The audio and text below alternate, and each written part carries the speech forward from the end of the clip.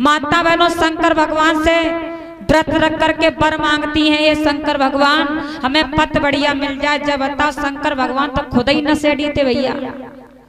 शंकर भगवान वो खुद ही नशेड़ी थे। उनकी पार्वती एक दिन नाराज हुई कि चल दे कि हम जा रहे हैं अपने घर पे, हम तुम्हें भांग घोट घोट के मैं नहीं दे पाऊंगी तुम्हें। इतना गांजा भांग पिया करते थे शंकर, बहुत ज्यादा नशेड़ी थे। अब तुम जब बताओ नशेड़ी से वर मांगोगे तो तुम्हें कैसा वर मिलेगा भैया? नशेड़ी तो मिलेगा। जब नशेड़ी की पूजा कर रहे हो तो नशेड़ी तुम्हें पति मिलेगा। माता बहनों बड़े प्यार से कहती है, हे शंकर भगवान हमें पति बढ़िया मिल जाए। कितने लोगों ने मांगा? हाथ उठा के बताना। अब तुम लोग जैसे कि पूजा करते हो वैसे तुम्हें पति मिलते हैं। अब पति फिर तुम्हें शराबी मिल जाए, फिर तुम कहते हो अम्मा चाहे दूर सास रहो तो लेकिन बल्लम शराबी ना होता। फिर बाद में ऐसे अम्मा से कान में कहती है कि लेकिन तुमने व्रत काय कर रखा शंकर भगवान का। लेकिन याद रखना, मैं तुमसे यही कहना चाहती हूँ आज कि जिनके घर में शंकर या फिर हनुमान जी की फोटो लगी हो या फिर गणेश की लगी हो या शेरों वाली की लगी हो या फिर काली की लगी हो, मैं तो यही कहती हूँ कि जैसे तुम्हारे घर में फोटो लगी है तुम्हारे बच्चा ऐसे ही पैदा हो जाए जैसे भगवान के फोटो है। और नहीं तो अपने अपने घर में से निकाल के फेंक देना। फोटो लगा लेना बाबा साहब तथागत बुद्ध माता रमाबाई का, जो सुंदर सुंदर तुम्हारे बच्चा तो पैदा हो जाए। अगर बाबा साहब से तुम लोगों को घृणा है, ना लगा सकते हो, तो उन देवी देवताओं से बढ़िया ना तो वे शकल में है और ना भैया वो अकल में है और ना उनकी शिक्षा है कोई। उनसे बढ़िया हीरो हीरोइन के लगा ले भैया, सुंदर सुंदर तो संतान कम से कम पैदा कर ही लिया करो, उनसे बढ़िया।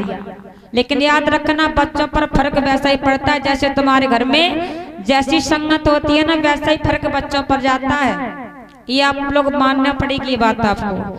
अगर तुम्हारे घर में कन्हैया की फोटो लगी हुई तो बच्चा पूछेगा मम्मी जब बताओ जी फोटो किसकी लगी है, तुम लोग बताने का काम करोगे ये फोटो कृष्ण भगवान की लगी है।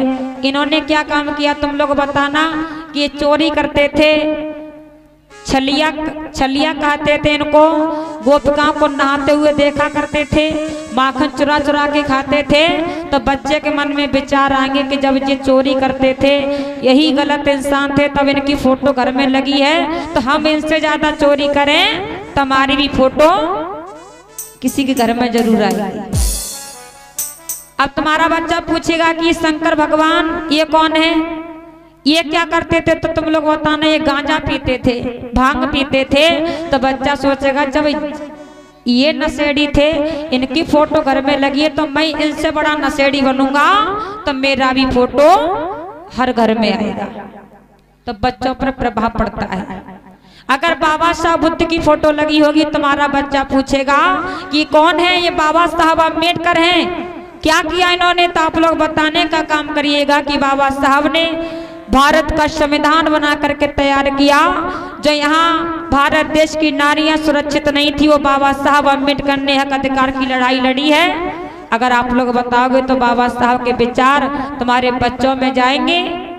जब तुम्हारे बच्चों में जाएंगे तो तुम्हारा बच्चा बाबा कैसी पढ़ाई नहीं कर पाएगा तो थोड़ी बहुत तो बाबा साहब कितनी कर ही लेगा, लेकिन बनेगा बाबा साहब की तरह विद्वान।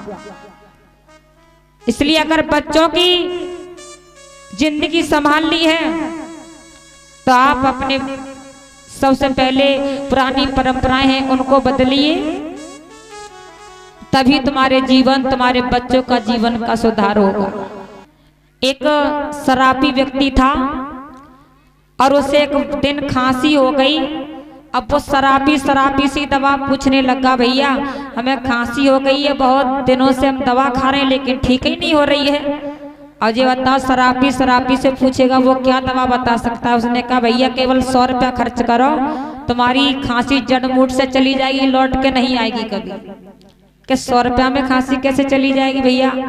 जवाब दिया दूसरे भैया ने, अरे भैया तुम कैसी बात करते हो, जब हमारी यहाँ से लगे घाटमपुर तक हमारी 50 बीघा जमीन चली गई इस दारू में, तो तुम्हारी खांसी कितनी बड़ी है जो खांसी नहीं जाएगी। खांसी तो बहुत जल्दी चली जाएगी, खांसी तो बहुत छोटी है। जब इतनी जमीन जा सकती है तो खांसी भी जा सकती है। तो इसलिए हमारी माता बहनों भैया लोगों, आप अपने घर में पहला सुधार तो ये करिए, ये फालतू खर्चा करने से कोई लाभ तुम्हें नहीं मिलता है। इधर उधर पाखंडवाद पुरानी रीति रिवाजों को माता बहनों कहती हैं कि हमारे दादे परदादे से होता चला आ रहा है तो हम क्यों छोड़ दें, ये कहते हो ना। अरे तुम्हारी दादी परदादे ने तो गुलामी भी की, तो तुम लोग क्या गुलामी करोगे? कोई है करने को तैयार आज के जमाने में? आज तुम लोगों को 7वां दिन है। सच बताना कितनी माता बहनों के सास ससुर जिंदा बैठे हैं, वे लोग हाथ उठाते हैं। जिन जिन के हैं वे उठाए हाथ, कोई हाथ ही नहीं उठा रहा, कहो कि है ही नहीं है। अरे जिन जिन के हैं वो हाथ उठा दो ना, जिन जिन के हैं वो उठाते हैं। अच्छा जब बताओ, तुम लोगों ने कथा 7 दिन सुनी, अभी एक दिन कल रह गया है। सच बताना कितनी हमारी माता बहन अपने अपने सास ससुर के पैर छू के आई हैं? कहो ने हाथ नहीं उठाओ, एक ही जनी है बस। और बाकी तुम लोगों ने क्या किया है? कथा सुनने आते लेकिन सास ससुर के पैर छू के नहीं आते। हाँ, अरे तुम झूठे को हाथ उठा दे तो काम जबरदस्ती पूछ ले रेगा। अब डर है ना, अगर झूठे को हाथ उठाएंगी तो बगल में सास बैठी होंगी, लड़ाई तो वहीं होने लगेगी तुरंत ही। तो सास कही अरे कहाँ पैर छू के आई तो झूठो हाथ उठाती या? माता बहनों पता है, जो करे सास ससुर की सेवा उसे मिलती है बड़ी सुंदर सुंदर मेवा। सबसे बड़े अगर भगवान कहीं माने जाए तो सास और ससुर होते हैं। इनसे बड़ा कोई दुनिया में कोई बड़ा और भगवान नहीं है।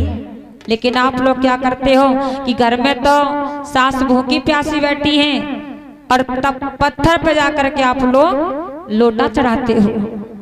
दूध ले जाती है, लोटे में डाल करके पत्थर को डाल जाती हैं और वो दूध एक बहुत गंदे नाले में जाता है। तुम लोगों में कहाँ बुद्धि है?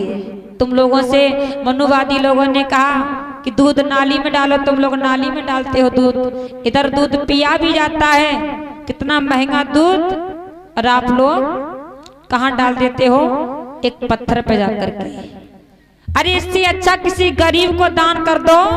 अगर तुम्हारे पास में जाता है तो मंदिर के बदले में आप किसी गरीब के बच्चों को दे दीजिए।